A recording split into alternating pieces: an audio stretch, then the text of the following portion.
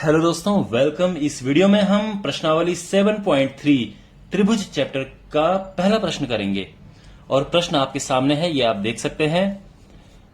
Alright, तो हमें क्या करना है, ये एक त्रिभुज दिया है और उसके अंदर एक छोटा वाला ट्राइंगल है, ठीक है ना। ये दो ट्राइंगल्स हैं और ये दिया है कि ये समद्विबाहु त्रिभुज हैं। तो इसका मतलब क्या है कि क्या चीज दिया है, ए बी बराबर ए सी, ये चीज दिया है, ठीक है ना, क्योंकि ये एक समद्विबाहु त्रिभुज है तो ये और ये बराबर हैं। इसके अलावा ये और ये बराबर हैं, ये भी दिया है।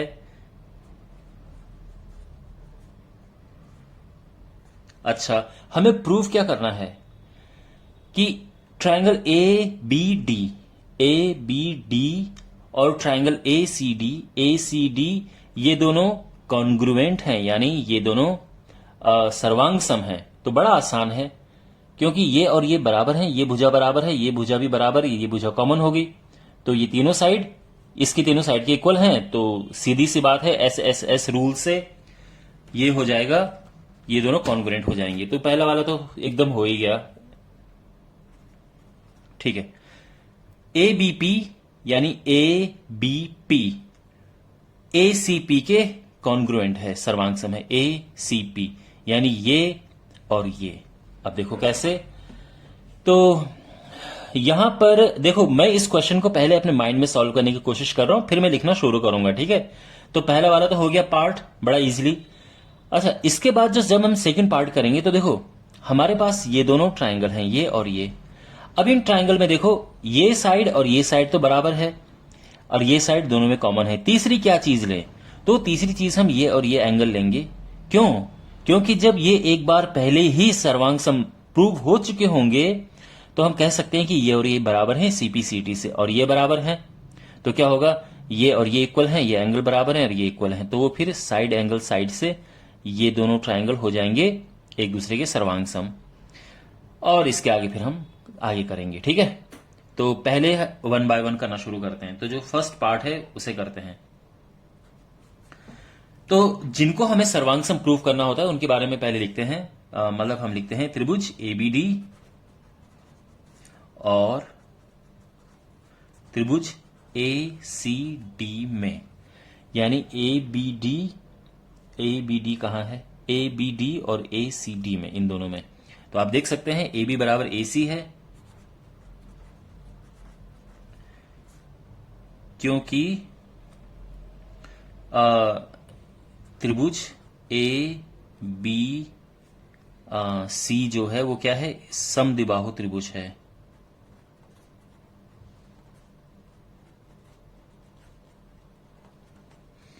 तो ये तो बराबर हो गए। अब इसके बाद बी डी बराबर डी सी, ये भी क्यों, क्योंकि त्रिभुज बी डी सी ये भी समद्विबाहु त्रिभुज है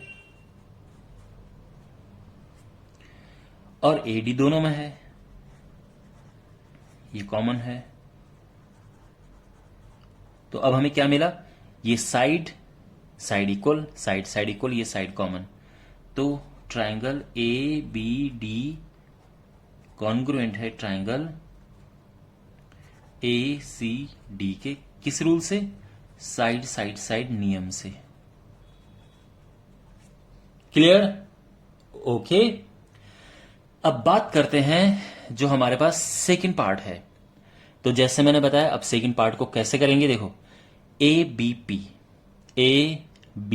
पी और ए सी पी, हमें इन्हें करना है। तो देखो ये और ये तो पहले ही बराबर हैं, साइड बराबर है, ठीक है।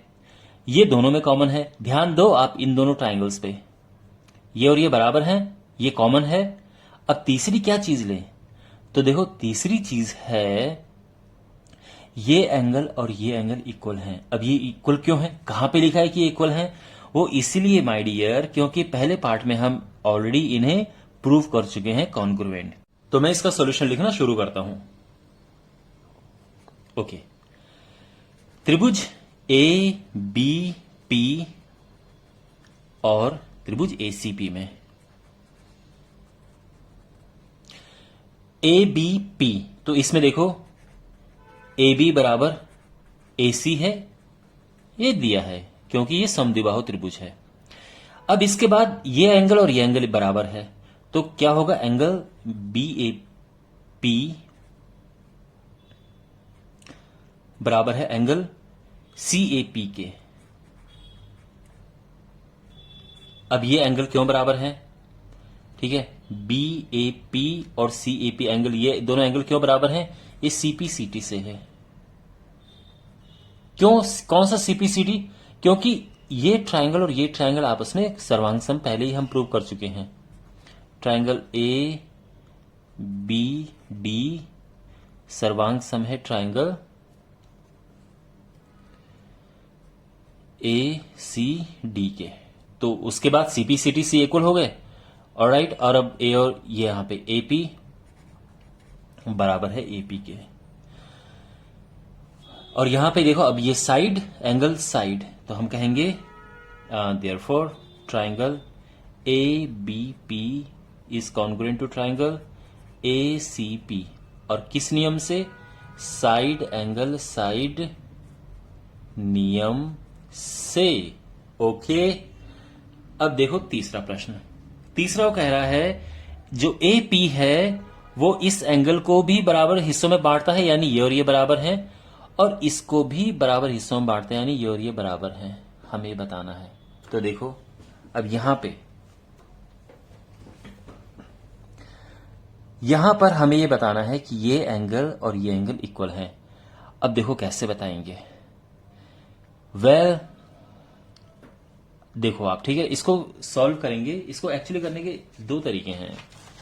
मैं कंफ्यूज हूं कि दोनों में से कौन सा कराऊं आपको। चलो मैं एक काम करता हूं, मैं ये वाला कराता हूं। देखो, पहली बात तो ये है कि ये और ये तो हम पहले ही प्रूव कर चुके हैं क्योंकि बराबर है। देखो, मैं तीसरा पार्ट कर रहा हूं।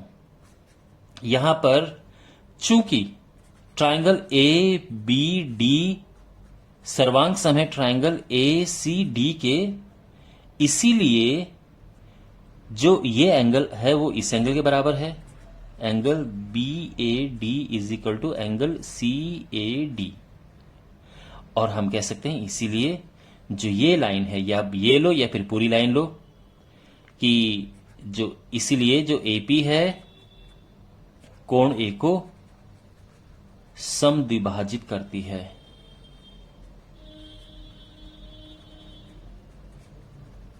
फाइन।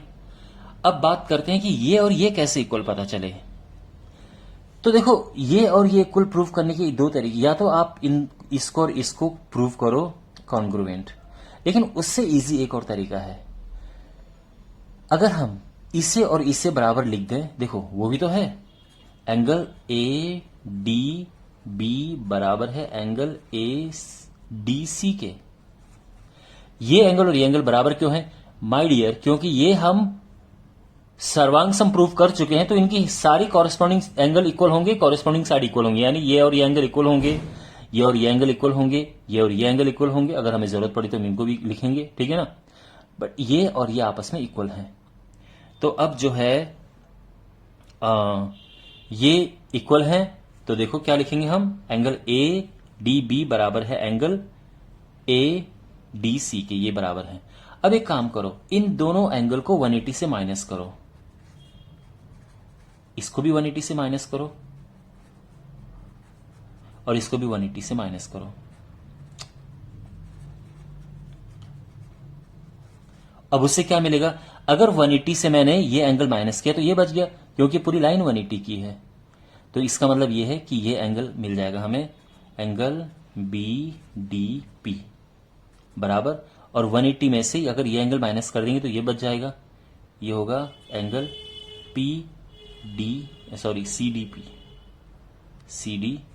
आप समझ गए, ये और ये इक्वल हो गए, बस हो तो गया। हमें यही तो पता करना है, यानी आप लिख सकते हैं देयरफॉर जो DP है, अब ये DP लिखो या AP लिखो, क्योंकि सेमी स्ट्रेट लाइन है। So therefore AP angle D को समद्विभाजित करती है।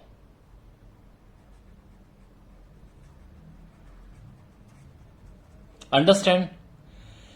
ओके, तीसरा पार्ट हो गया। Now come to this fourth part. AP जो है वो BC का लंब समद्विभाजक है, परपेंडिकुलर बाइसेक्टर है। जो एपी है वो बीसी का परपेंडिकुलर बाइसेक्टर है, यानी ये इक्वल एंगल है और ये साइड भी इक्वल है, और ये हो गया। ये तो ऑलरेडी हम प्रूव कर चुके हैं। चूंकि triangle A B P congruent है ट्राइंगल ए सी पी के, हमने किया था ना second part, A B P और ए सी पी, इसको हमने क्या प्रूव किया था, कॉन्ग्रुएंट प्रूव किया था। तो अब यहां पर अब सीपीसीटी से क्या करेंगे कि भाई ये और ये इक्वल होगा, देयरफॉर बीपी बराबर पीसी, किससे, सीपीसीटी से, और ये एंगल इक्वल होंगे। तो यानी अब देखो बाइसेक्टर तो पता चल गया कि दो बराबर हिस्सों में बांट रहा है, ठीक है। अब ये और ये एंगल इक्वल होंगे, यानी एंगल ए पी बी बराबर है एंगल ए पी सी के, ये दोनों इक्वल हो गए। एक और बात है, एंगल ए पी बी और एंगल ए पी सी, ये कितना है, ये 180 है। भाई ये एंगल और ये एंगल को मिला के कितना, 180 आएगा ना, दिस प्लस दिस। अब ये दोनों इक्वल भी हैं और इनको प्लस करके 180, तो दोनों 90 हो गए। एक काम करते हैं, जो मैंने यहां पे ए पी बी लिखा है इसकी जगह पे भी ए पी सी लिखते हैं। तो angle A P C plus, और ये पहले से ही ए पी सी है, ये 180 आ गया। तो यानी twice of angle A P C is 180 और angle A P C 90 degree आ गया है। तो आप कह सकते हैं इसीलिए जो ए पी है